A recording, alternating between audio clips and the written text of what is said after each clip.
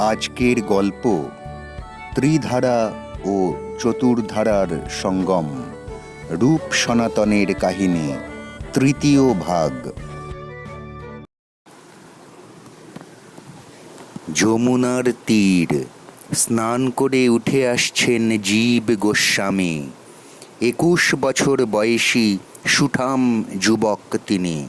উন্নত বুক, সুগভীর মধ্যদেশ, সমগ্র দেহে ব্রহ্মদ্যুতি প্রকাশ পাচ্ছে।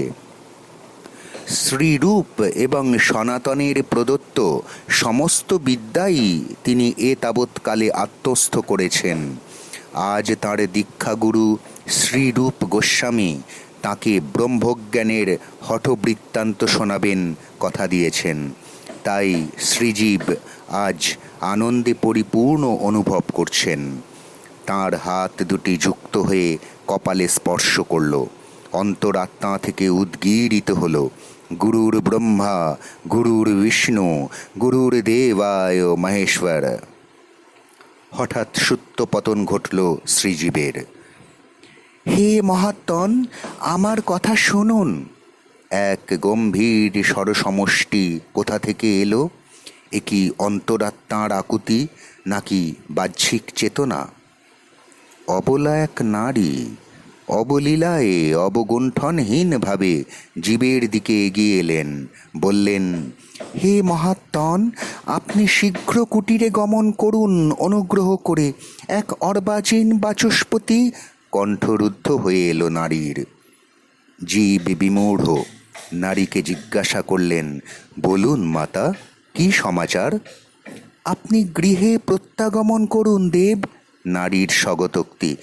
এক অর্বাচীন বাচস্পতি মিথ্যে তর্কযুদ্ধ করে শ্রীগুরু রূপ গোস্বামী এবং সনাতন গোস্বামীর কাছ থেকে বিজয়পত্রী লিখিয়ে এনেছেন।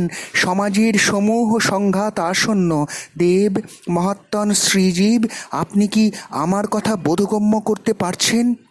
যশ প্রতিষ্ঠা সে যে শুকরী বিষ্ঠার সমান। তথাপি আমি শ্রী দীক্ষাগুরু রূপ গোস্বামী এবং শিক্ষাগুরু শ্রী সনাতন গোস্বামীর অনুগত শিষ্য। আমার এখন একমাত্র কাজ এদের মান রক্ষা করা। গুরুরেব পরম ব্রহ্ম, তস্मै শ্রী গুরবে নমঃ। মাতা, আমি আপনার অনুগত সন্তান। আপনি নিশ্চিন্তে আপনার গৃহে প্রত্যাগমন করুন। আমি আপনার কথা মতোই শ্রীরূপ এবং শ্রী সনাতনের সম্মান রক্ষা করব অলৌমিতি। নারীটিকে বিদায় জানিয়ে শ্রীজীব গোস্বামী কুটিরের উদ্দেশ্যে গমনোন্মুখ হলেন। তবু থমকে দাঁড়িয়ে পড়লেন। সম্মুখে ও কি? বিজয় গর্বে তুর্য বাজিয়ে কে আসে ও? কেশব কাশ্মীরি, হাতির পিঠে চতুর্দোলায় উপবিষ্ট কেশব। বয়স 5 দশক পেরিয়ে 6 দশকে পড়েছে। কেশবের অর্বাচীনতা মত্ততা জীবের অজানা নয়। সে আজ তাঁর শ্রী গুরুদেবগণের কাছে এসেছে তর্কবিদ্যার পারঙ্গমতা প্রদর্শন করতে। শ্রী গুরুদেবদ্বয় বিনা যুদ্ধে পরাজয় স্বীকার করেছেন। আর ভাববার সময় নেই। কেশব সম্মুখে দণ্ডায়মান। শ্রীজীব গোস্বামীর পর্বত প্রমাণ অচল গম্ভীরতা হস্তিনীর পথ রুদ্ধ করেছে। জীব বললেন, হে মহাত্মন, আমি শ্রীজীব গোস্বামী, শ্রীরূপ গোস্বামী আর সনাতন গোস্বামীর আমি শিষ্য। আমি আপনাকে তর্কযুদ্ধে আহ্বান করছি। চমকে উঠলেন কেশব। বললেন, হে বালক, আমি বয়োবৃদ্ধ এক সন্ন্যাসী কেশব কাশ্মীরি। তোমার গুরুদেবগণ আমাকে তর্কযুদ্ধে জয়ী বলে ঘোষণা করেছেন। তুমি তাদের শিষ্য, তবু আমি তোমার দ্বারা তর্কযুদ্ধে আহুত। শ্রীজীব বিরক্ত।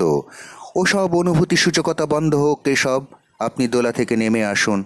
বালক, তোমার জ্ঞাতার্থে আমি তামাম ভারতবর্ষের তামাম পণ্ডিতবর্গের সাথে তর্কযুদ্ধে অবতীর্ণ হয়েছি। শেষে ভারত শ্রেষ্ঠ বলে পরিগণিত হয়েছি। ক্ষুদ্র বালক, বোঝার চেষ্টা করো। আমি সমুদ্র পেরিয়ে এসেছি।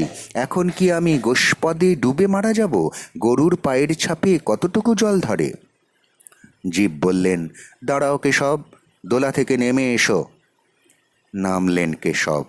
যমুনার তীরে দুজনে উপবেশন করলেন। উপস্থিত সহস্রাধিক জনতা বাক্রুদ্ধ হয়ে সেই ইতিহাস দর্শন করলেন, শ্রবণ করলেন। অবশেষে তাঁরা প্রত্যক্ষ করলেন কালিমালিপ্ত মুখমণ্ডল সম্বল করে পণ্ডিত কেশব কাশ্মীরি পলায়মান। উল্লাসে ফেটে পড়লেন তাঁরা। শ্রীজীব গোস্বামীর জয়ধ্বনিতে তাঁরা ফেটে পড়লেন। উদাসীন শ্রীজীব, তাঁর গুরুদেবদ্বয় তাঁর জন্য অপেক্ষমান। তাঁর দেরি হয়ে গেছে অনেক।